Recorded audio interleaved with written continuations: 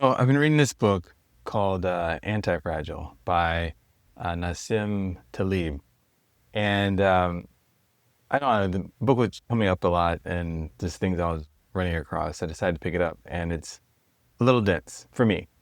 But basically, the basic premise of the book is talking about systems that thrive from chaos.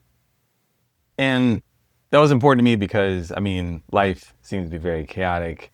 I'd love to be able to thrive off of it rather than trying to run from it and look for, I guess, peace. I don't know what the opposite of chaos is. Calm, like living in calm, but that's not the reality. Life is lots of chaos, lots of things happening.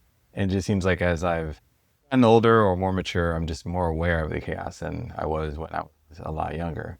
But some examples, as he's talking about this concept, I start wanting to think about or wondering what are some examples of systems or organisms that thrive, that get better through chaos. And a couple examples are, let's say, wildfires in forests. I think Yellowstone thrives from wildfires because certain seeds, certain trees only grow, I should say, certain plants only grow from seeds that occur from wildfire. And so there's this whole regeneration process. You have the fire, and then there's this regeneration of growth in nature. Nature actually evolves by going through chaos, getting stronger. But the process, man's process, our process, would be to eliminate fires altogether because fire is bad, for example. Another example would be biological, like with your muscle. Like if you go to the gym and work out, lifting weights, through that resistance training, you're actually tearing down the muscle, but through time and rest or recovery, that muscle is then getting stronger. So those are a couple examples of systems, organisms that get stronger through chaos. I understand Bitcoin is an example of another system, or even ChatGPT, the way that the system is designed, open source programming, where you're allowing everyone access to the program and they can come up with fixes for problems and also stress test.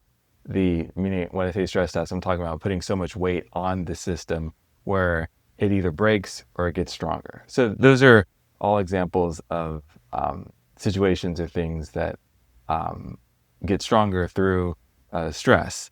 And so as I'm going through this and thinking about this, I, think about, well, what are some things that I could do to improve or be more resilient? I think as people, the natural tendency, at least in this day and age, is to run away from chaos or adversity. I mean, I think about my kids or my daughter in particular because she's a lot younger, and I just want to shield her from all the bad things. Or when we run from emotional pain, that's a big one. I mean, getting rejection.